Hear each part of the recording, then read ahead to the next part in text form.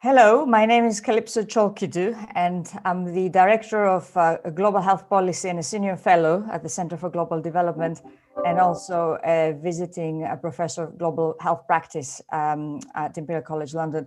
So thank you very much for joining us today. It's a great pleasure to have you all here virtually. Let me open this event today by recapping a little bit. Over the past few weeks, in fact, last month, some of us came together to launch our original report, collaboration of many individuals, many institutions, looking to quantify the probability of success of various vaccine portfolios, and most importantly, to share with you an approach for updating those probabilities as new information emerges. And new information, a lot of exciting new information has emerged with Moderna and Pfizer results, early results, and also today, the AstraZeneca Oxford vaccine reporting interim results on efficacy. So we've been trying to take all of this into account, and you'll hear from colleagues on how we've tried to do this, but there's still quite a bit of uncertainty and things are moving quite fast. So today what we'll be doing is we'll be launching our interactive web tool. It's a user-friendly interface for assessing probability of success of emerging portfolios.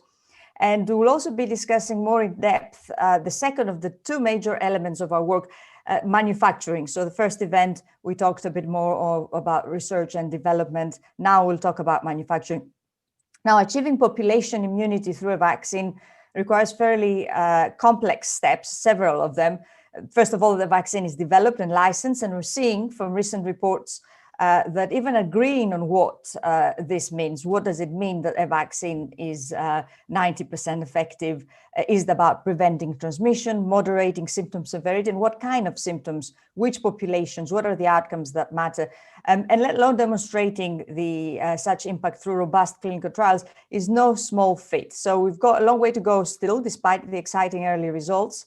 And then there's issues, of course, around regulatory approval. We're seeing first two candidates are likely to go or have gone for emergency use authorization, and exactly what this means again in terms of manufacturing scale up and access in different parts of the world, and the dynamic effects of those decisions and those news on follow-on vaccines, which are also very important. So we consider some of these developments and regulation risks in the first part of our report, and these are incorporated in our model.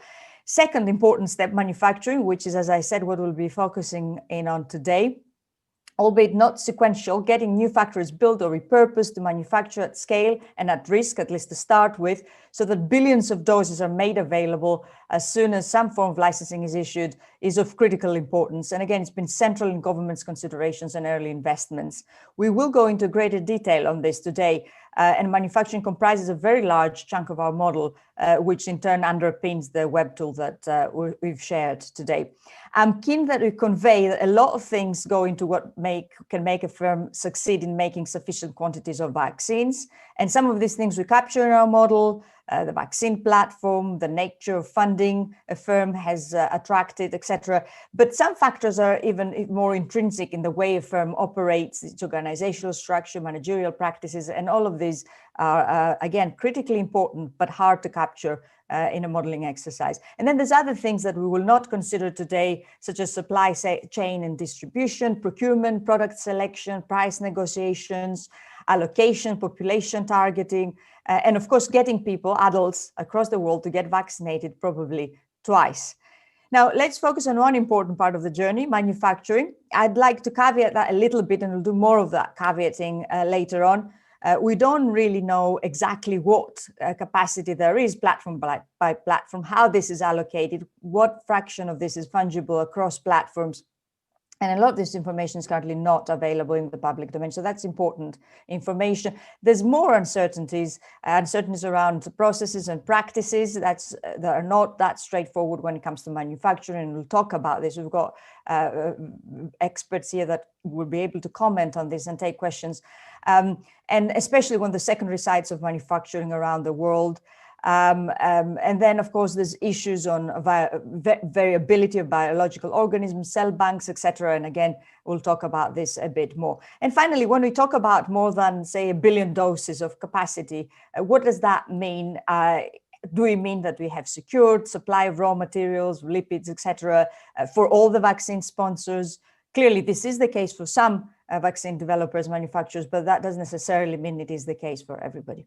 Anyway, I have caveated, I hope enough, and we need to do that because we're still quite uncertain. We don't have the answers. We need to continue looking for the answers and discussing these together and publicly. We have a stellar selection of discussants, a panel comprising, we've got Anthony McDonald, who's a senior policy analyst here at the Center for Global Development, and he's been instrumental in pulling all this together, and he'll start us off by discussing the model, and followed by Adrian Laporta, who's a technical director of Brighton, who had been critical in developing this model. We've been working together for several months now. And then after Anton and Adrian have had 10 minutes each to give an overview of the model and the background of manufacturing, in particular, how we're thinking about manufacturing in this tool, we will move on to a panel discussion. And we've got with us Tom Johnston, a senior consultant with CEPI, Melissa Mohammed, Vice President, Global Business Development in PharmaJet, and Prashant Yadav, who's a senior fellow at the Center for Global Development and also a professor of Technology and Operations Management at INSEAD. And at that stage, we'll be opening it up, taking questions, and I'll tell you at the time how to do that, but just to get you going, we're collecting questions via YouTube and Twitter at CGDev, and also via email, events@cgdev.org. I'll repeat those instructions once we're closer to the time of the Q&A session. And now, please, Anthony, over to you and take us through the model so far. Thank you. Thank you very much, Calypso. So this is our online web tool. This is kind of the holding page that you get to if you go to covid19-predictions.org. And if you press get started, it'll bring you on to run the tool. Before I run it, I show you a few other things. We've got a how it works page, which hopefully gives you information about how to get the answers to the questions that you have from the model. And there's also, you can find a methodology document on there as well. We've got our about the project page, and this gives all a different piece of our background work and the blogs that have been related to this project, and also outlines the team. And at this point, I would like to say that I am the one presenting the research today, but this has been a huge effort. We've got 16 different named project members. I won't go through them all right now, but please do take a look. I want to pay particularly a tribute to Steve Lloyd, who built the research and development model and also pulled together the two models and has done an excellent job, as well as CGD Comms, particularly Sarah Allen and Jessica Turner, who've been exceptional working on this, and Nay Flowers and Simon Freyer are not listed as project members, but they've also been behind the scenes, been incredibly important. So to run the tool, if you can first of all run, I'm just going to do 10 tries. The more tries you do, the more accurate the results are, but the longer it takes.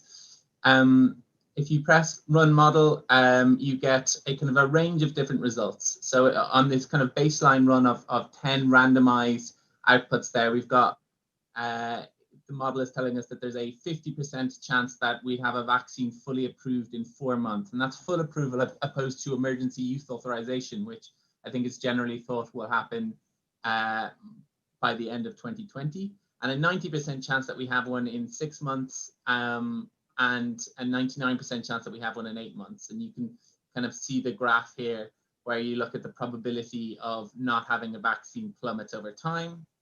And so that's kind of our standard input. You can, if you're a little bit pessimistic, you can put in kind of pessimistic results. And this just makes all of the inputs less likely. And you'll see that the timelines go from up to 6 months for standards, 10 and 14 months.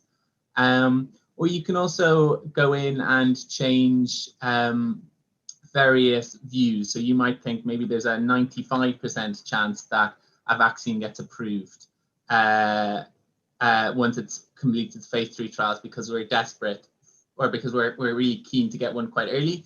And you might think, you might think we only need 1 dose of a vaccine.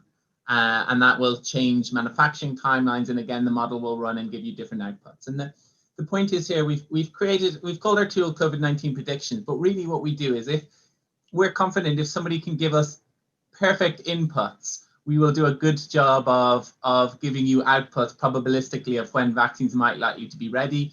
Obviously, we have done our best to get good inputs as well by a range of interviews and desk research, but lots of these questions are fundamentally very difficult to answer, and the model is contingent on getting those right. So then I want to share then quickly two slides with you as well, kind of looking at all of this. And so we've got,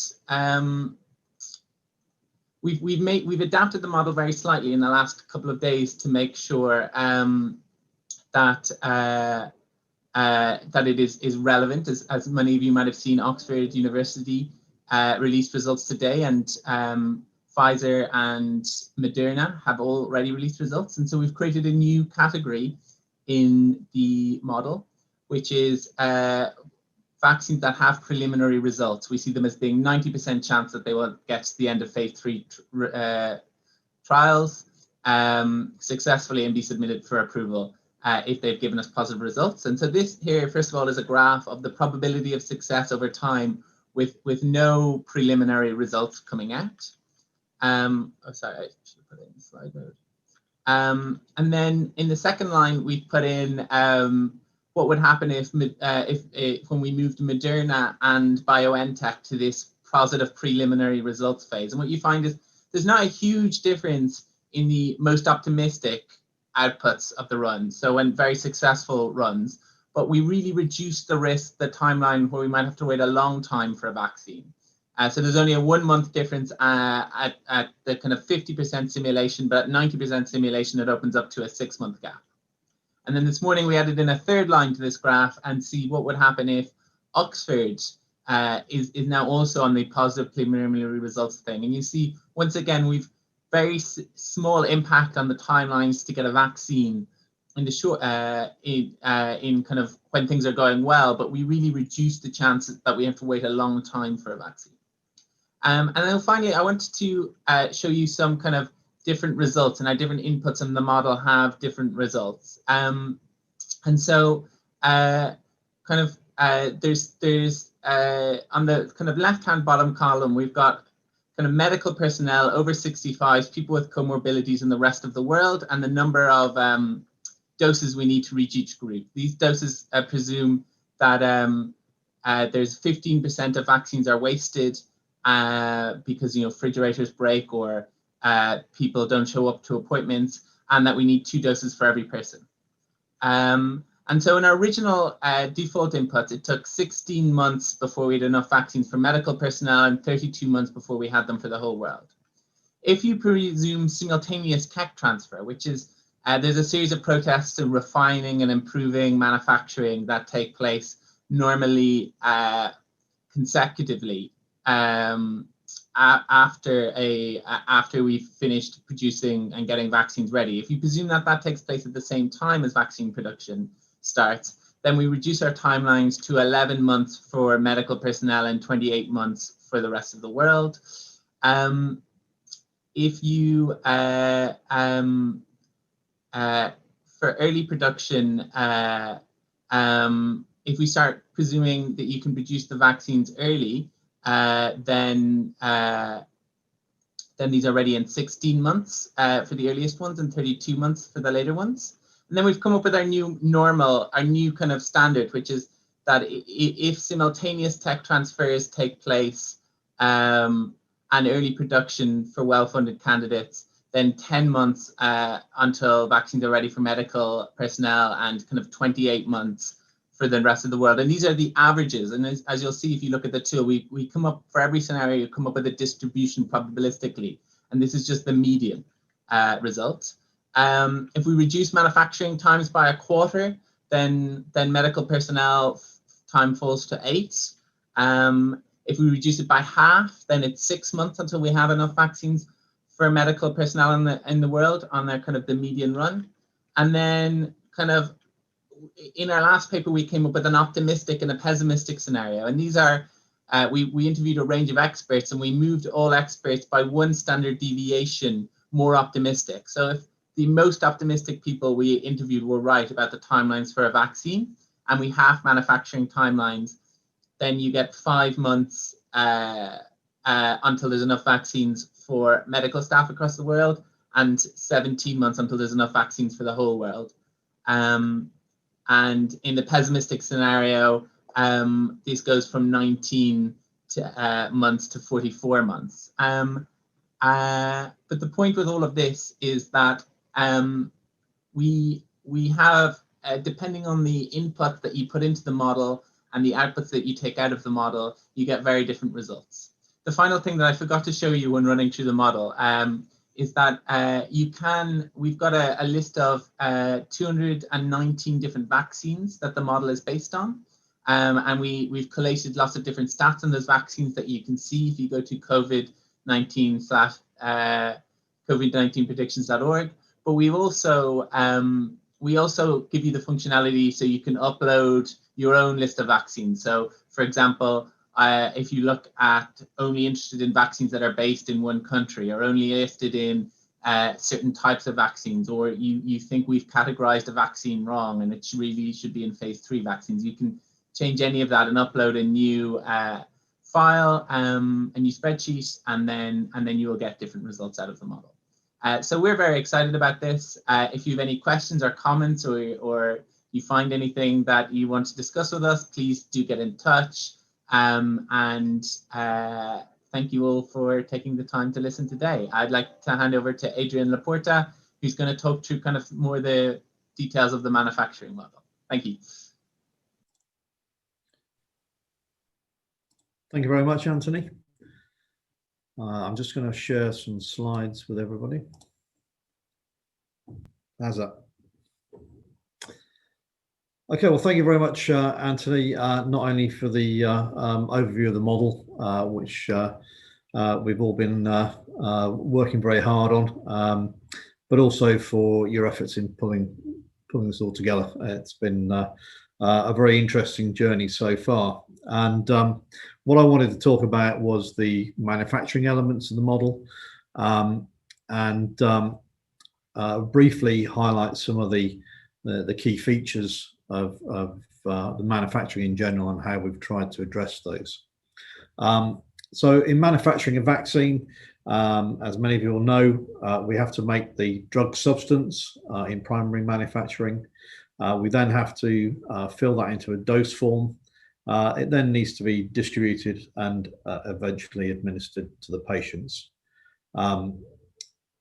So we've had some great positive news on the vaccine clinical trials in the last week or so. And the question now is, how can we make enough of these vaccines to make a difference? So the first point really is that to bring a vaccine to the point where it can be produced at scale requires an interacting set of activities. These activities are in many domains. So they're in process development, in clinical trials, in engineering, in manufacturing operations, and in regulatory approvals. So it's a very complex set of activities which are running in parallel and that interact with each other. And they all have to happen for us to get a vaccine that we can use. So the way that we've tried to address this is to break the model into pieces, which I'll come on to in a moment. The second point is that the vaccine supply chain is very heavily globalized. So a lot of the capacity for manufacturing lies within large private sector multinationals. Some of it sits within state-owned manufacturers, but the assets which are within the global vaccine manufacturing companies are really the ones that are going to dominate global supply. These assets are very specialized. So when we talk about manufacturing, we're talking about a very complex form of manufacturing. And even within pharmaceuticals, it's quite a specialized area. And so that has an impact on how quickly we can take a particular successful vaccine and scale it out or scale it up to bring it to a wider range of people. We have seen that the biopharmaceutical contract manufacturing sector is playing a big role and that it's being heavily drawn upon to boost capacity. And that works well for some vaccine types and not as well for some others, which we've tried to reflect again in the way that we've modeled capacity in the tool. In particular, some of the more traditional vaccine types are more difficult to outsource because of biosafety concerns, whereas some of the newer types don't have that drawback. And finally, as I think Calypso alluded to, the upstream supply chains for these vaccines are very complex, and we've already started to see some pressures in certain critical materials, whether they be vials or single-use systems, and that's something that we haven't tried to model at this point, but I think we'll all see how the manufacturing systems respond as manufacturing ramps up. Now we're seeing some of the vaccines get approved. So I'm going to talk a little bit more about primary manufacture and a little bit more about secondary manufacture. But first of all, just an overview of the modeling that we've done. So at the last event, we concentrated on the research and development element. The other two main elements are what we call the preparation part and the manufacturing part. So the preparation part is really trying to describe all those activities that you need to do to the point where you're ready to make your first dose for use in patients. The second part is looking at how quickly you can manufacture the doses that you need to use in anger. So they're two different questions, really. The preparation part is really about how quickly can I be ready to start, and the manufacturing part, the capacity analysis, is once I've started, how quickly can I make enough doses? So the image on the screen is just one of the production methods that is in our report. So it's a high-level view of one of the production methods. The green part shows the main steps in drug substance production, and then the lower part is looking at drug product manufacturing. So when we come to look at making the active material, the first point to make is the complexity of these processes. So all vaccines are biological processes, or they usually start with a biological step. Microbes are grown in large quantities and then go through many steps to achieve the purified active component. This means that small changes on the product and hence the patient are difficult to predict. Vaccines are the most complex of biological pharmaceuticals, yet they have to be produced at lower cost. If we compare them to monoclonal antibodies, for instance, monoclonals tend to come from a fairly narrow group of biomolecules, which are very well understood with very well established production platforms. Vaccines, in contrast, are much more diverse. A single vaccine might be based on inactivated viruses or protein fragments, viral vector systems, or RNA in novel lipid delivery systems. So, yeah, as you can imagine, the manufacturing processes for those different types of vaccine are quite different. This means that you can't really treat all vaccine manufacturing facilities as being equal. And so in the model, we've tried to differentiate between the different types. And as I think we said before, we're very grateful to CEPI for the data that they gathered in trying to build that picture. So the other thing with vaccine manufacturing, of course, is that we can't make these at any price. The sheer number of doses, the ability to procure these means that they have to be made in an economical way. Regulators quite correctly say that the process is the product with biologicals. So this means that if we want to roll out primary manufacture to multiple sites, there are considerable barriers to that. We have to make sure that the processes running at a second or third site can be shown scientifically to be equivalent to those processes at the first site that the primary product is made. So this in practice, this means that most commercial vaccines only use a single primary site for global manufacturing. So when we're talking about expanding manufacturing across many primary sites, that's quite unusual and a challenge in its own right. The human resources for vaccine manufacturing are highly specialized and quite limited. So vaccines manufacturing within pharmaceuticals is something of a niche. It's very specialized, it's not just a question of having highly specialized manufacturing facilities, but the skill sets around those facilities are going to be in short supply. Finally, technology transfer in itself is a significant undertaking and quite specialist. So by this, I mean, if we're either taking a product from R&D into manufacturing for the first time or trying to take it from the first site to a second or third site, there's a huge amount of different knowledge and know-how that has to be transferred from one site to another. And that again has a limited capacity in terms of the people available to do that. When we move a vaccine into a facility, it generally requires that vaccine facility to be modified in engineering terms. So again, it's not just a question of dropping a new process into an existing plant.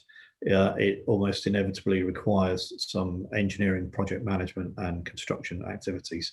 We've assumed generally that people would not try and build brand new facilities in response to the pandemic. It's just too time consuming.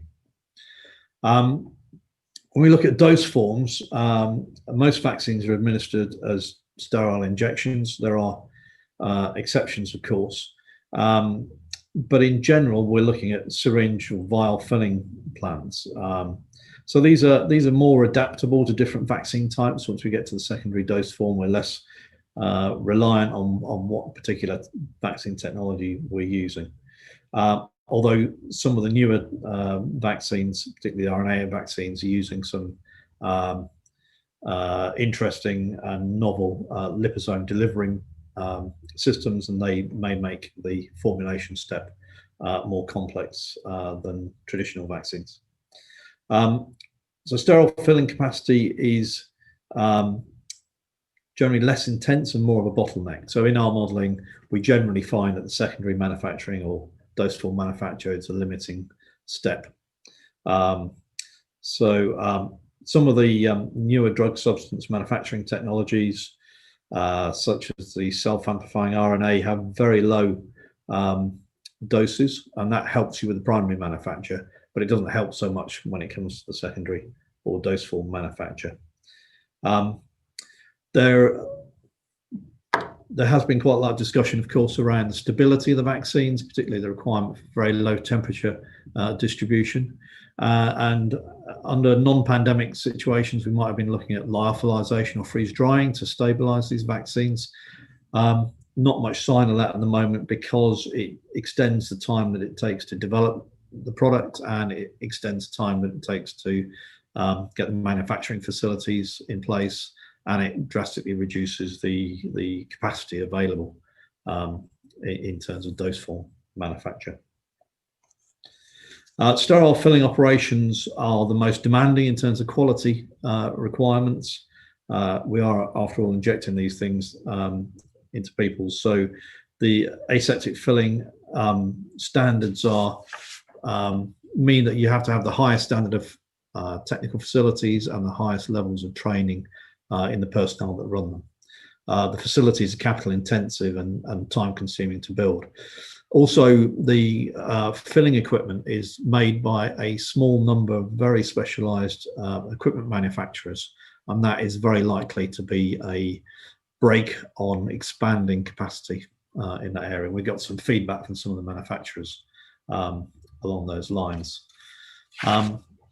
So really, finally, I would just leave it as a question: is Considering those constraints around manufacturing, the question for the manufacturing community is really how can global resources be best harnessed? Thank you. Thank you, Adrian and Anthony. Thank you. It is incredibly complex. And this was an overly simplified way to I think, convey that complexity. I'd like to move us into the discussion section of our session today. And I will open this up by reminding you all again of how you could send us your questions. Please do. Please ask questions or put your views forward for comment by the panelists. So you can email us at events@cgdev.org. You could submit your questions via YouTube and also tweet at us at cgdev. So now we'll move on to our panel. We've got Tom Johnston from CEPI, Melissa Malheim, Vice President, Global Business Development, PharmaJet, and Prashant Yadav, Senior Fellow here at CGD and also Professor in SED. And of course, Adrian and Anthony also part of the panel. And I would like to perhaps start us off by asking you, Tom, following on from what Adrian set out, the complexities and the multiple bottlenecks in getting to scale up. What do we know about global vaccine manufacturing capacity, and what has CEPI been doing to improve this understanding of ours, and how fast are things changing? How fast are these bottlenecks actually being addressed? Thank you. Thank you, Calypso. Just first a moment about CEPI. CEPI is the Coalition for Epidemic Preparedness Innovations, and we were founded in 2017 to improve upon the response after the Ebola situation. And we did that by focusing on disease targets such as Lassa, Nipah, MERS, chikungunya, Rift Valley fever, and such. And of course, in 2019, one of our key components we were looking at was a project called Sustainable Manufacturing. And what CEPI was looking to do was build a database of capabilities and capacities around the world that could come to bear in the next epidemic or pandemic. Importantly as well, we looked at business models. So what works for a CDMO or an organization that would align with what CEPI's goals were? We were doing that throughout 2019, building that database. And of course, in January this year, COVID changed everything. And we pivoted the focus then to directing that database and information towards COVID-19. We actually went out with a number of expressions of interest where we looked at both drug substance and drug product providers around the world. We did that in partnership with the Bill and Melinda Gates Foundation, with CHI, with PATH, and the Latham Group. And we had good response to that. We had over 113 organizations around the globe that responded to provide us with their capabilities, capacities, and their interest in responding to this pandemic. And importantly, as part of that, we did not want to displace manufacturing that was being used for other vaccines. We didn't want to trade off and cause higher disease burden somewhere else. Again, the response was robust, and we published a report in June of this year where we found about 2 billion doses worth of drug substance capacity split across the different areas of technology, with RNA being the least because it was the least mature.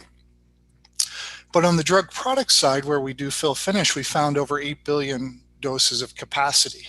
Now, to your question, that has diminished greatly over time. It was gobbled up very quickly. But what CEPI did, not only in preparing, looking at that capacity, we looked at raw materials. We worked with Ampi and Stevanato around vials. We secured 100 million vials from them. We looked at media, bioreactors, and we worked with Cytiva on that as well.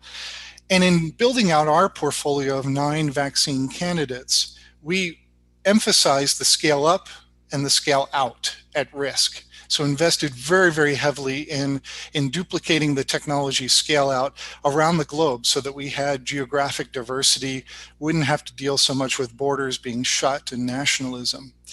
And we leveraged our database that we had built up to matchmake between the partners and organizations around the world.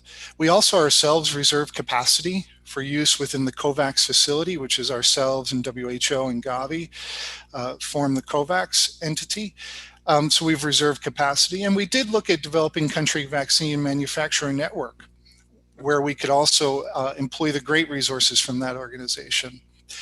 One of the interesting technologies we also looked at that's part of our innovations name is a technology called Still Intact. And this is a 200-dose bag solution that we've continued to research that it would be very usable in a pandemic situation such as this. So we've recently put out an expression of interest for organizations that might want to use that technology as well. All this to be said that our target for next year as part of COVAX is 2 billion doses. To be delivered to the countries that participate in COVAX. And to date, we have over 180 countries that have signed up to participate, and that represents about 95% of the world's population.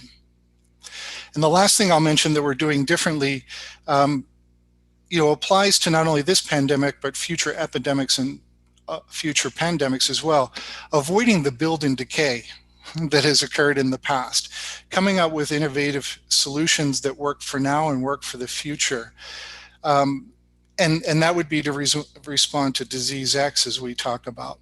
And this means maintaining the database, maintaining the relationships that we have, looking at innovative funding models that would employ government funds or development bank funds with our funds to establish these centers around the world that could be used at times of epidemics and pandemics for the future. Thank you. Thank you, Tom. I think we should really come back to the specifics, given developments so far, the specifics of manufacturing, procurement, and perhaps distribution even of the products that we're seeing coming through the pipeline quite fast, and then the implications for second generation. But I'd like to go to Melissa and talk a little bit about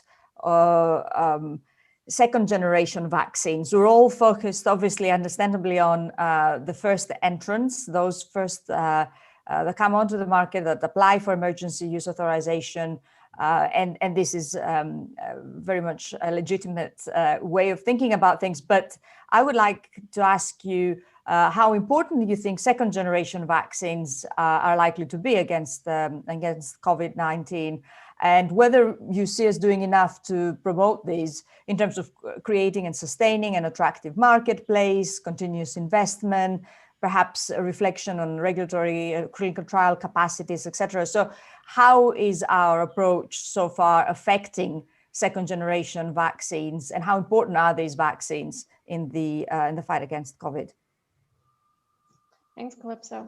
So simply, I do think second generation vaccines will be very important for a few of the reasons that Adrian, alluded to before.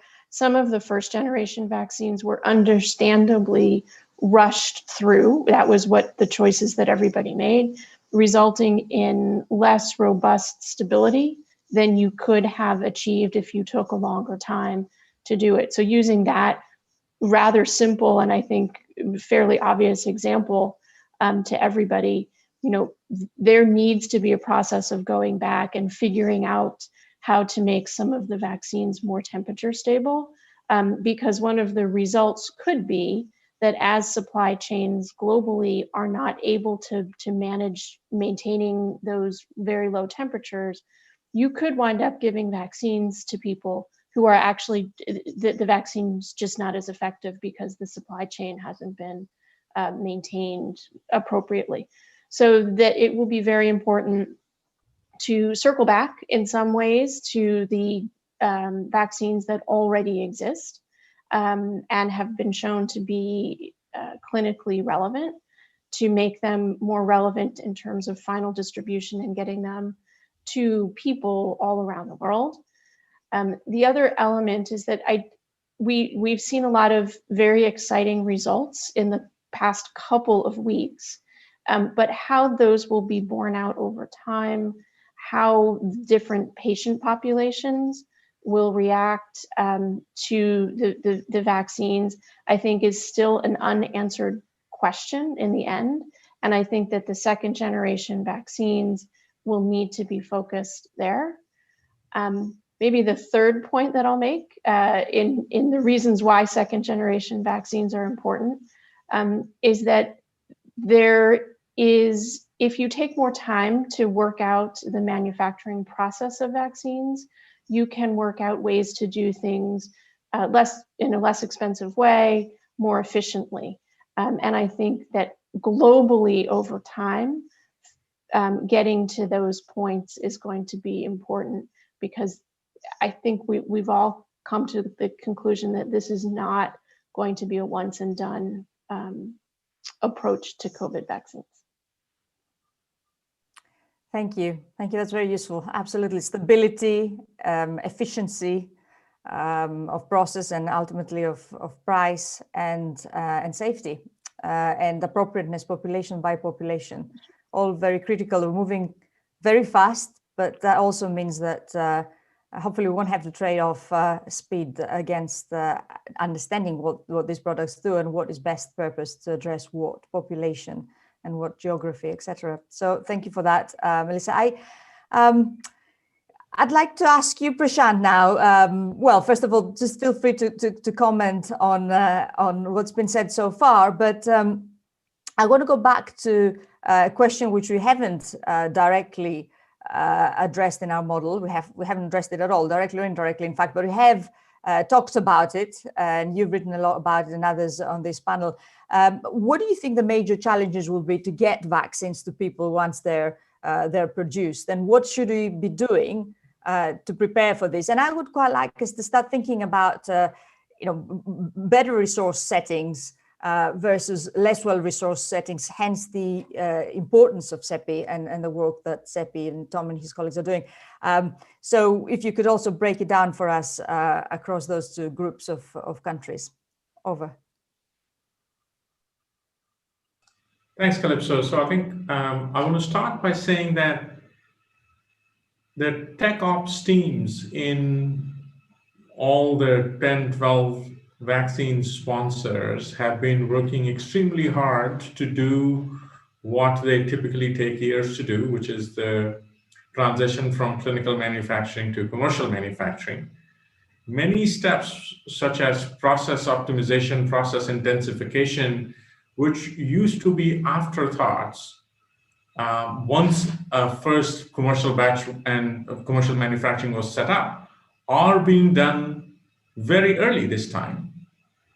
Because, I mean, it's not so much about reducing the cost of goods sold, it's more about how much more volume throughput can I get out. So let me see if I have any opportunity to do process intensification even the first time I'm building a commercial process. So I think the good thing about this is, outside of COVID-19 vaccines, in general for health technologies, we've always experienced this rather slow transition from clinical manufacturing to commercial manufacturing because of lots of reasons, how companies are organized, regulatory things, and so on.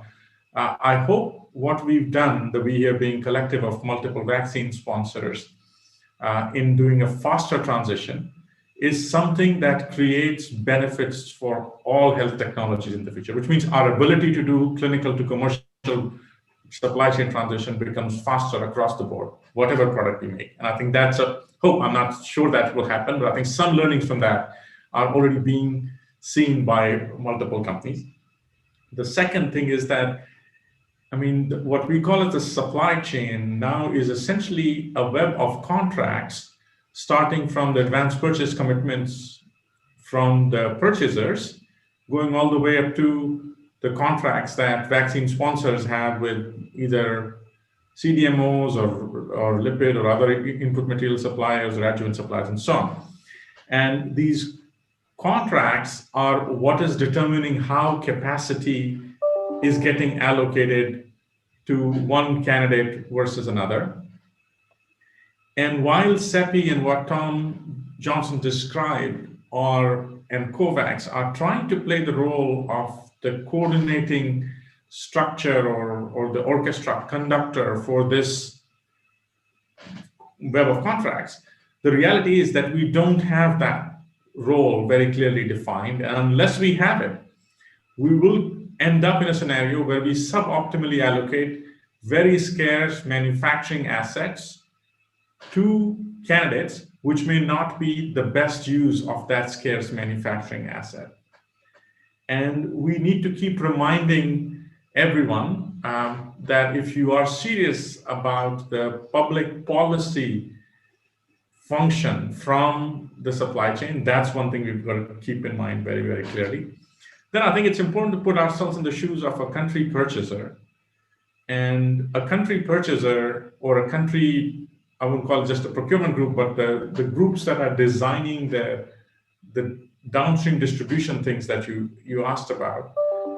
I mean, at this point, they are unclear as to how do you compare many of the products which have benefits and costs along various dimensions, number of doses, so many things that are performance dimensions, and there is no clear basis for them. So this goes to the kind of work that you do, Calypso, which is how do we create a good way for country purchasers to do selection based on what suits their health system best. And embedded within that is the idea that for some countries, a product which is not exhibiting thermostability of the desired type at present, should they buy it?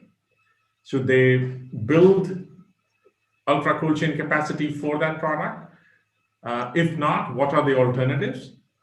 And I think that doesn't exist, so we've got to remind people that that is a pressing need. And then in terms of distribution architecture and distribution constraints, I think we acknowledge that cold chain infrastructure, air cargo, things like that are important constraints. But I think that the constraints that I worry the most about are getting administrators ready, the people that will have to go out and administer vaccines and have the standard operating procedures for vaccine type A versus vaccine type B. And it is a challenge in high income and industrialized countries. It is a bigger challenge in low and middle income countries where there is no adult vaccination infrastructure. Most of it is set up only for under fives.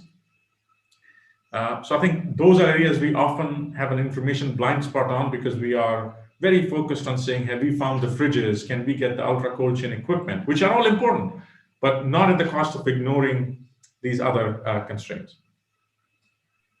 Thank you. Yes, we oftentimes forget about the people. And I think Adrian's presentation highlighted the importance of technical expertise, experts, the people who've been trained, the infrastructure and the people part of that, being able to carry out all these incredibly complex tasks, and how hard it is to transfer that know-how between geographies in such a short time period. So I think that's a very important point. We've got a question from a colleague on lot failures, and I'll open it to all of you. Perhaps, Adrian, you'd like to come in first. The question is, has the model taken into account production lot failures? Vaccines are extremely safe due to the very high GMP, good manufacturing practice standards and regulatory oversight. Vaccine recalls are rare, but this level of safety results in a much higher rate of lot failure than other biological products. The variability of biological production can also add to production lot failures. Have we accounted for this? Adrian, over to you. Well, the answer is not specifically, but the parameter which we can modify to take that into account is the number of batches per year in primary production. So the way that the model works, if you go and have a look at the tool, is you can input the number of batches per year for each vaccine platform, and we've set that at what we think is a fairly conservatively low level to account for all sorts of yield losses or failures. So by adjusting that number, we can move that up or down and reduce overall output. But it's a good point, because as we were saying about the amazing and speed in which these vaccines have been brought on, which is a fantastic achievement, does increase the risk of either low yields or batch failures, and probably more in primary than in secondary manufacturing, because the secondary manufacturing processes are generally not novel. But the lot failures is probably more of a concern, because if you have a low yield, you can predict what your output is. Whereas if you have a very unreliable process, it's very hard to predict how much you're going to make in any period. And therefore, the people trying hard to administer the vaccines in this very difficult to organize distribution and administration chain may not know when they're going to receive the material. Right, thank you. As you said, it's incredibly complex. Prashant, shall I hand over to you for a bit to guide us in the discussion, perhaps dig a little bit deeper on the logistics, and especially perhaps in relation to resource constraint settings as well, given we've got Tom here as well, and of course, Melissa. Yeah, thanks, Calypso. I think one quick comment on the question related to batch failures. So I think, my own work in vaccines started with the flu vaccine shortage we had in the US in 2004, when what was then Chiron had its entire batch contaminated. And I think we have to think about it in a twofold manner. One is that in terms of production technology, we've come much far as compared to the egg cell-based seasonal flu vaccine manufacturing, which has higher risks of batch failure. So we are better than that. We are not going to see that sort of likelihood. But at the same time, like Adrian said, there is always a risk that we've got to keep in mind, and yield losses are much more easier to somehow manage as compared to a batch failure. And this also varies by technology platform. Right? I mean, for some technology platforms, we think we will have less likelihood. So I think those are things that whosoever is a purchaser, or let's imagine a scenario in which someone is a coordinator, whether it's CEPI or COVAX, I hope they are thinking about these risks and are looking at the supply-demand matching by taking some of that into account, even though our model doesn't truly incorporate some of the batch failure risks and so on. That's why I think one question that continues to be something I keep asking myself is primary and secondary packaging formats. I mean, we know that Pfizer-BioNTech's vaccine comes in a certain primary packaging and a certain secondary packaging. And then Tom was mentioning the MedInstill bags with 200 doses. How do we do this matching better of certain countries or certain types of facilities in a country who require a smaller primary and secondary packaging, whereas there are facilities which have very high number of potential vaccinees coming in a daily basis. So there we can certainly use the MedInstill with 200, but a very rural facility in Namibia, which sees on an average only 5 patients in a week, will require probably a much smaller packaging type, both a primary packaging and a secondary packaging. So I think I want to pose this to Tom as to how you were thinking about this in the portfolio of products that CEPI has, and then to Melissa, the same question in terms of, would we see a significant shift from first generation to second generation in how primary and secondary packaging reaches us an equilibrium? And will we see just one or two types, or will we see enough diversity in primary and secondary packaging? So Tom. Yeah, so it's a great question, and it is something that we've focused on from the beginning in trying to look at the optimal format for delivery into multiple environments, but having a selection of those across as well. Some of that is driven by the developers in terms of what format they prefer, what they're familiar with, what they've established for stability, put on the bench and such. But it'll also be driven by the demand from the countries. So the countries participating or procuring will set the guidelines as to what they're looking for. in an ideal world, we could standardize on one format, but we know that that's not the case. As you point out, the 200 dose bag versus a single dose pre-filled syringe would be a great example. And both of those may be used in the same country in different ways. So I think a lot of that will be materialize over the procurement process in terms of what the country actually can deploy and absorb. We use the term absorption into a certain resource setting. So my view is that we'll see different formats for different products, both wave 1, wave 2, and also into the same country potentially. Melissa?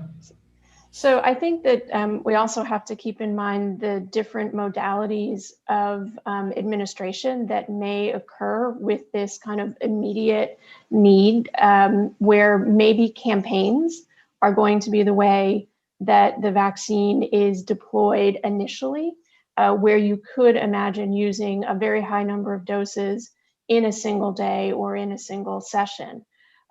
As you move away from this initial rush of sort of the wave 1 vaccines, I think that the vaccination process will revert to a more routine immunization process, where then the lower number dose vials, if you will, becomes more important, particularly for the rural settings. And as you kind of normalize things, I think you will see the need for different formats because of the different settings of immunization that will occur, differently in wave 1 than wave 2.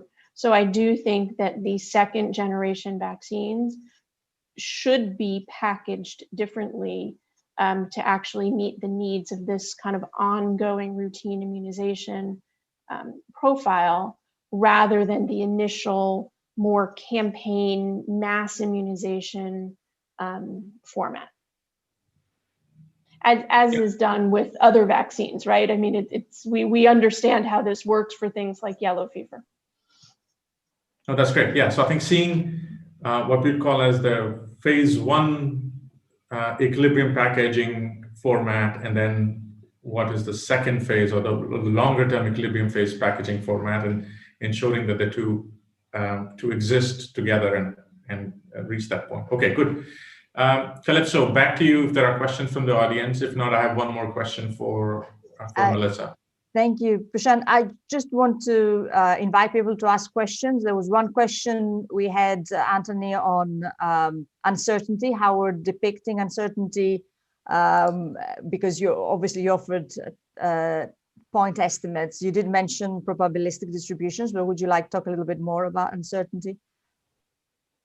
Yes, sorry, for the purpose of showing as many results as possible, I went for point estimates, but each one of those kind of columns was a single run of the graph, and we generate run of the model. We generate 8 different graphs for every run. We show like probabilistically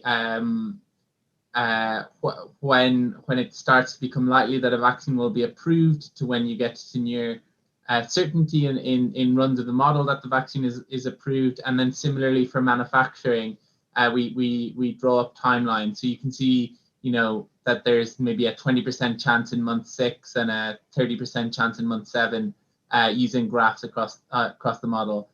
So we capture uncertainty kind of by graphing it essentially for each various set of inputs. Thank you.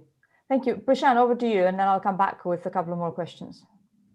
Yeah, so I guess my question is to Tom and Melissa again, Adrian perhaps as well. I mean, what we've seen is that the contract manufacturers that many of the leading vaccine sponsors have used are common, right? So we know that Emergent, Catalent, Lonza have more, or in the fill and finish side as well, have more than one vaccine sponsor's candidate, which they've contracted to do contract manufacturing. Does that truly help us in saying that if Emergent or Catalent or Lonza could now manufacture, let's say, a viral vector in addition to the nucleic acid contracts that they already have, or or things of that nature. So what's your view on the contract manufacturers being able to do multiple technologies, or maybe repurpose and reconfigure quickly and do multiple technologies? Well, I can start from the CEPI COVAX perspective. What we've tried to do in our agreements related to CDMOs is to have an ability to swap in other programs in case there were a failure, one is a higher producer or looking better in terms of protection and such. Of course, that takes time, so you would need to plan for multiple tech transfers to occur to have that facility ready to run one or both of those. But we've tried to create some fungibility, especially in DP, drug product, fill finish side, where it's easier to achieve. We're still trying to achieve it on the drug substance side, especially when we talk about technologies that are somewhat similar. But to create that ability to swap in and out candidates as needed, that's been a core tenet of what we've tried to include in every one of our manufacturing agreements. Yeah, I'll just add to that. I think that on the one hand, from an engineering point of view, if we look at drug substance manufacture, there will be certain elements that you can reuse from one type of vaccine to another, but inevitably you will be looking at some physical modifications, changes of equipment between one and another. So that all takes time, and the associated revalidation of the facility takes time. So you can kind of plan for that to a certain extent, but you'll never get rid of that engineering and validation element. On the other hand, the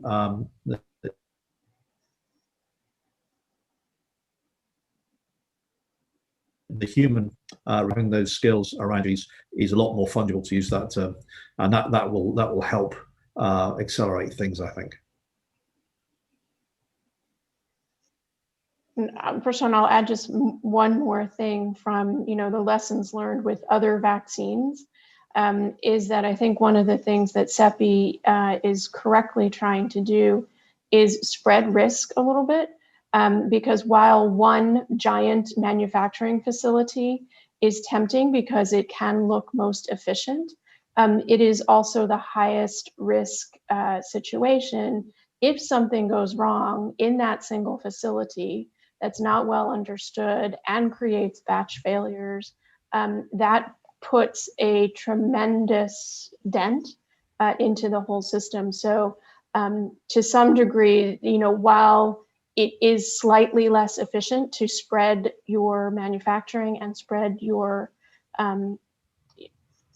ability to move things all around the world, it also decreases your risk, I'm going to say, substantially. I don't know if Tom will agree with that, but I think it's been one of the tenets that they've been working with. And, we've learned that in other vaccines. Yeah. Thanks, Melissa. Back to you, Calypso. Thank you, Prashant.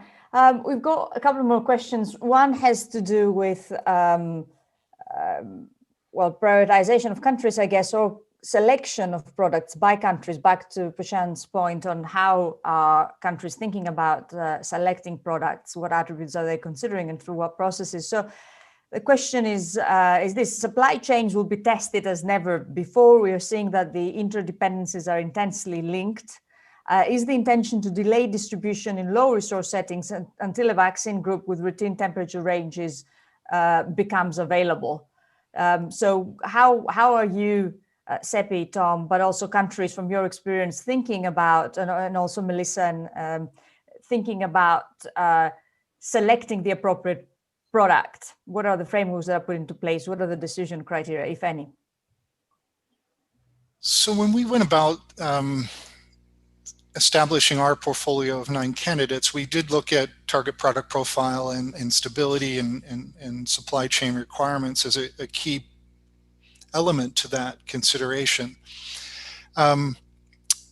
We also look to the countries in terms of infrastructure, and I know there are a number of projects looking to build up infrastructure, not only for supply chain, but just simple absorption of the vaccine into country and delivering the doses to the people that need them. So that is underway as well. I think the positive is that we're seeing RNA technology, some improvements on thermostability with the AZ Oxford announcement, 2 to 8. I think we'll see more of that. So we'll have a blend of products that will be available to the countries, and the countries can, through COVAX, decide which of those are priorities for them based upon their resource settings and the projects underway to enhance that infrastructure and where that will be at a certain point of time. So the good thing is we have choice. That still doesn't remove the need for the infrastructure, but provides, you know, a selection of products that could go into what are typically resource-constrained environments. Thank you. Melissa, any comments? Prashant? I'll just say I don't have direct experience in how this is being thought about for COVAX. But in general, I think it's important to let a country choose what vaccines are going to be right for that country. And, you know, it is a complex choice, and providing the information is the important part. And I think, you know, leaving the choice to a country is in general how it's approached. Calypso, I think I actually have a question for you regarding this. So I think while I agree with Melissa that the choice should be, you know, a country has to decide which vaccine they want to select. Given where we are and how both the political and the technical narrative has been around time sensitiveness, how quickly can we get enough doses? It raises questions about whether the choice will be based on criteria which will lead to long-term sustainability, cost effectiveness, especially for questions such as there is uncertainty as to whether the nucleic acid vaccines will achieve better thermostability over time as we learn more about how much the lipid encapsulate can take. And as a result, we may say, well, low resource settings should not necessarily invest in ultra cold chain infrastructure type of vaccine, but instead choose a different vaccine. But that choice is making an assumption about thermostability, and maybe a year from now, thermostability will go in the direction of saying that the nucleic acid vaccines also have comparable or somewhat closer thermostability. So how do you help a country make this decision with so much uncertainty about products, its use characteristics, its storage conditions, etc.? And who's leading that effort? Is that happening somewhere? Is it a white space that no one is addressing?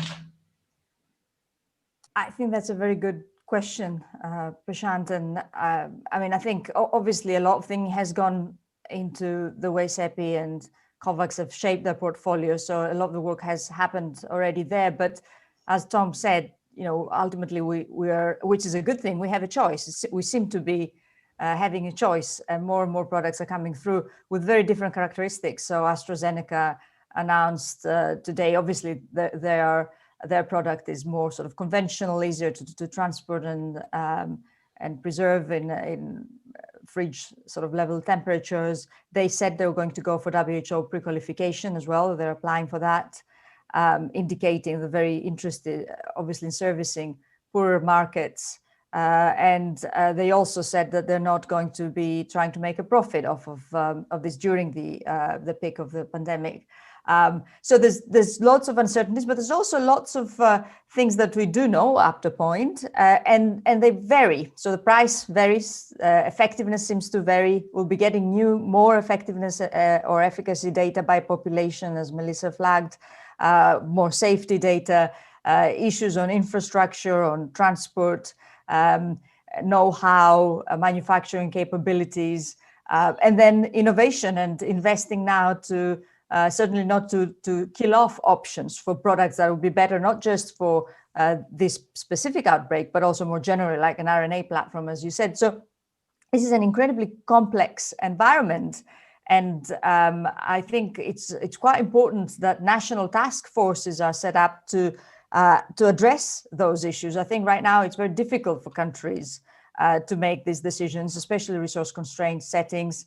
A colleague of mine who heads up the Health Intervention Technology Assessment Program in Thailand and who's worked globally, Dr. Yacht, has written a nice piece in Nature a couple of weeks ago where he's calling for these national task forces or repurposing of NITAGs to allow countries to take in all this complex information, critically appraise it, and then combine it with information on their setting, the stage of their epidemic, levels of seroprevalence, perhaps costs when they have to pay, infrastructure, et cetera, et cetera. And how are countries making these decisions, I think, is quite important. So far, the emphasis has been on getting the vaccines licensed. We probably will be getting some licensed, at least on an emergency basis soon.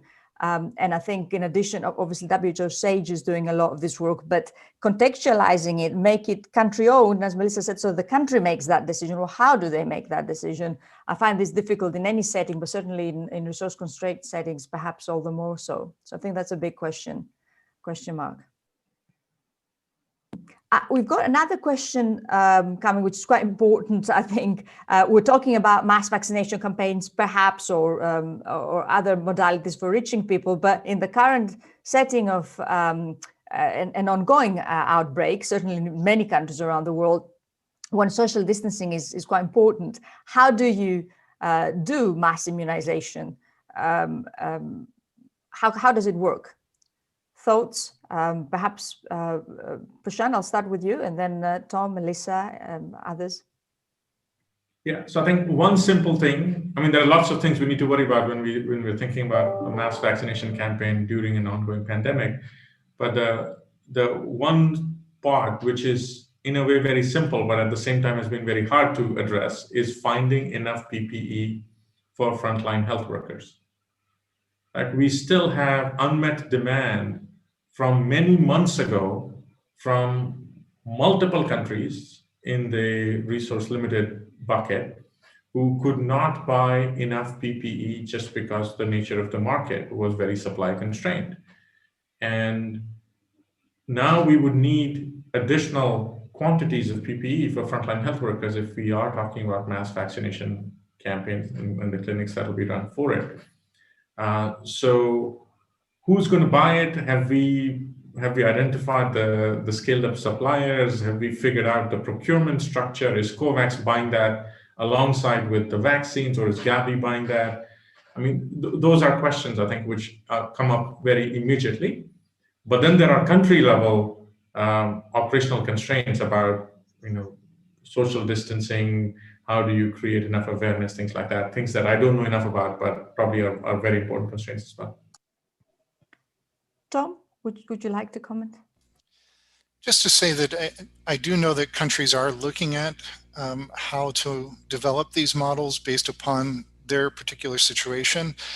You could see high-income countries, the CDC and others are looking at mass vaccination, and that could be a drive-up approach. And you're vaccinated, you wait 5-10 minutes as required under vaccination, and then you'd be allowed to move on.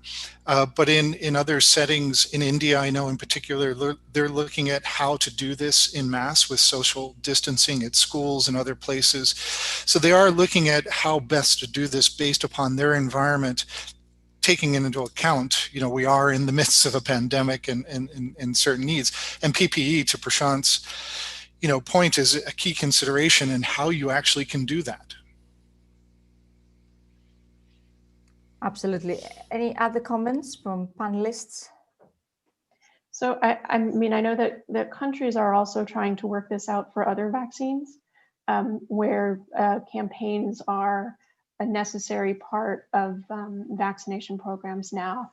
And after many months of pausing and not immunizing against other diseases, that is now also starting to re-emerge essentially. And so countries even in the absence of a COVID vaccine, are having to work this out for other diseases that are circulating locally. Absolutely, absolutely. You're absolutely right. There's huge disruptions, and again, the PPE point goes to that particular obstacle and being able to resume vaccination, albeit in different population groups, at least to start with. But very important impact of the outbreak has been to disrupt those campaigns, which are now starting up again, hopefully. We've got another question. Sorry. So I'll just add two things briefly on the last point. One is that physical design of facilities can greatly reduce the need for PPE, and PPE is always kind of a last resort. So some fairly simple design considerations about whether it be in a school or a hospital or a purpose-built facility can be quite useful. So engineering controls and flows of people and things can be of a great assistance. And secondly, there is the possibility of recycling and regenerating PPE as a way to debottleneck supplies. Tell us more about design characteristics. How do you do away in a resource constraint setting in particular?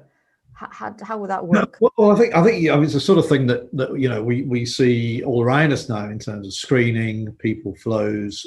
There are more complex things that people have looked at in terms of barrier air systems, but really you're just looking at trying to minimize the time of contact. We can use even glove systems through simple perspex screens. Now some of these have some negative social implications as well, and might need to be considered from the way the patients or the vaccinee would react to them. But there are quite a sort of range of very low cost things that could help in those situations. Thank you. We've got one more question, and then I would like to ask one of you all and ask you to comment briefly, and then I'd like.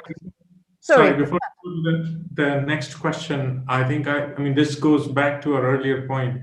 I know that countries are asking for creating a mass vaccination clinic, what are the cost differentials for a single dose versus a 2-dose vaccine, which means, the delta of bringing a vaccinee to the same site again after a month versus a vaccine which requires a single dose. And again, because we haven't dealt with such mass vaccination and 2 doses in that scale, I think knowing the costs is something which continues to be uncertain, less clear, or at least less precise. So just a reminder that the costing side of things needs to be looked at very carefully as well. Absolutely, and I think so far the whole idea of health economics has been overlooked, both in wealthy and poorer settings, because of the urgency of the situation. But I think we need to flip that argument on its head and argue instead that precisely because this is an emergency, there's so much at stake, we do need to ask questions about cost of alternative policies, benefits of alternative policies, trade-offs, because it's becoming apparent that choices will have to be made, are being made. And I think we need to be able to make these decisions within a framework that's informed by some information, including costing information. So hopefully we'll see a shift, both by norm-setting bodies and also national bodies thinking about these things. Anthony and Adrian, one for you, before I go on to my last question for you all and wrap up. So this is about adaptability, I guess, of the model, or different aspects of the model, I guess mostly the manufacturing elements, to country-specific circumstances. So have we included country-specific characteristics in the model, or can we adapt it to local settings? Adrian.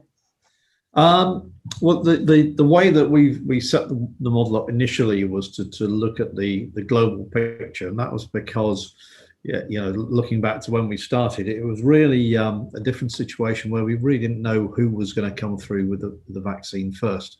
But we have been thinking about country-specific impacts, and we in our initial report, which is still available, we looked at some fairly sort of high-level things, like if you took the USA out of the supply network, or if you took India out of the supply network, what those capabilities are. So we did do some sort of basic sensitivity analysis to look at that. That's not something you can do with the current with the online model currently, but we have been looking at how we could incorporate that as a capability within future versions of the model. So in summary, we have a sort of gross ability to switch off certain chunks of capacity, but not necessarily to say where the vaccines end up, if that makes sense. Sure. Anthony, any thoughts? Not hugely add to that, except to say you can do some stuff at the input. So if you were a country that has invested in, say, 6 different vaccines, you can just run those vaccines through the portfolio. You can also change things like the manufacturing capacity in the world and ramp it right down so that it is more akin to a country. But it's not a perfect solution. The final thing to say is that if there are questions that you want to be able to answer with this that you can't in the current iteration, feel free to reach out to us. There's probably some stuff that we can do on with you, and then there's also we're thinking all the time about how we expand capacity and functionality with this, and so knowing things that people would like to be able to use it for is really useful. Yeah. Thank you. Okay, so I'll ask you all to tell me one thing that makes you happy and one thing that makes you worried about what we've all experienced so far in terms of R&D and manufacturing of vaccines. So what are you most impressed by in the way the world and all the different stakeholders, public and private, have gone about working towards finding and manufacturing vaccines against COVID-19? And what are you most concerned about going forward? Melissa, perhaps I'll put you on. I'll start with you. Yikes, thanks. So I mean, one of the things that I'm happy about is that, global structures for the most part have come together in a way that hasn't really happened before. The world probably has a much better understanding of the value of vaccines than it did a year ago. One of the things that makes me worried is that I think many people are having a tendency to kind of speak in certainties. And I think one of the powers of the model actually is to recognize that things are changing all the time, right? I mean, what we initially said 3 or 4 months ago as inputs into the model, I mean, we've learned since then, things have changed, and therefore the outputs change. So I worry that people are going to take a slice in time and think that that is the truth, where it will by its nature continue to evolve. Thank you. Tom? So what I think about that makes me happy is the great progress that we've made in such a short amount of time. And to identify the protein structure, and it seems to work. This was our first shot on goal, and it seems to work very well. It's remarkable how far we've come as a world in terms of the technology and science and all the groups that are working on it. I think the concern for me is things have gone so well. What happens when we have the first failure? Is the air just let out of the balloon and people feel deflated to an nth degree? And I hope we don't do that, because we will have failures, and that's what the model is helping us to understand, that the probabilities here, while we're doing very well now, the probabilities are against every candidate working. And so I worry how we react to that first failure that is likely to come at some point. Thank you. Oh, absolutely. Yeah. Prashant? Yeah, so I think I am very excited about some of the new manufacturing platforms that have proven to be successful. I think it truly gives us the capability to, in the future, have something which is versatile, rapid for any pathogen. So I think that is exciting to see the nucleic acid technology at least show promising results. I'm excited about the fact that people who never had started talking about scale out in the right way have now started using the word scale out, right? It was not a part of standard lingo. We used to always talk about scale up manufacturing capacity. And now we have chief executives from most of the vaccine sponsors saying, this is our scale out plan. So then that's super exciting as well. What I worry about is the fact that we are still unclear about a few things which are related to product characteristics, storage characteristics, etc. So those are intrinsic uncertainties that are not resolvable, and we have to live with them through model and better understanding and scenario planning. But there are things which we know, but are just not transparently getting shared appropriately amongst the stakeholders of the system. And they create an additional level of uncertainty, which is not called for because we already have enough of uncertainty to deal with. So I think that's part which I worry about a little bit. Indeed. Anthony? So like Tom, the thing that makes me happy is just the spectacular progress. As somebody who's spent a long time trying to model and interview people about vaccines, it seems like the progress is so fast that we're almost out of date immediately. And we didn't know what this virus existed 11 months ago, and now we have 3 candidates with very positive results, and many more probably coming. From a scientific side, I think we've just done spectacularly well. I think what worries me most is that it's very different to create something in a lab that works and to get it to people, and to ideally to get it to people equitably and not have high-income countries hold on to it, and then to actually go through the processes that we discussed earlier of having people show up to vaccination appointments, making sure things stay cold. And I think there's a lot of things that could still go wrong, but we don't know yet whether they will or not. Indeed. And last, Adrian. Well, I think the thing that's made me happy, that's impressed me, is the way that it appears that people have managed to change the normal ways of doing things in terms of developing manufacturing facilities, and have seemed to be doing it in a very responsible way. So I know people are working extremely hard, but I think what it's showing is that you can maintain the levels of safety and responsibility, but do things in a much more flexible way than was the norm in the past. And hopefully that won't just apply to COVID-19, but will help us develop all sorts of things, vaccines and medicines in the future, faster and at lower cost. I guess the thing that worries me, something we touched on earlier, is whether we'll be able to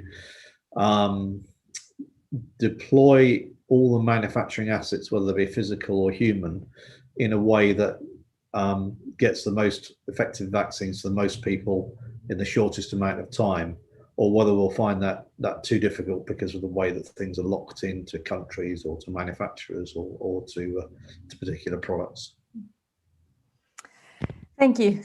Well, thank you everybody for joining us, and thank you to our panelists for taking the time to be here. I know they're incredibly busy, actually working on the front line. Thank you, Tom, Melissa, Prashant, Adrian, and Anthony. So many have said a vaccine solution to COVID-19 is no silver bullet, and it's certainly the case.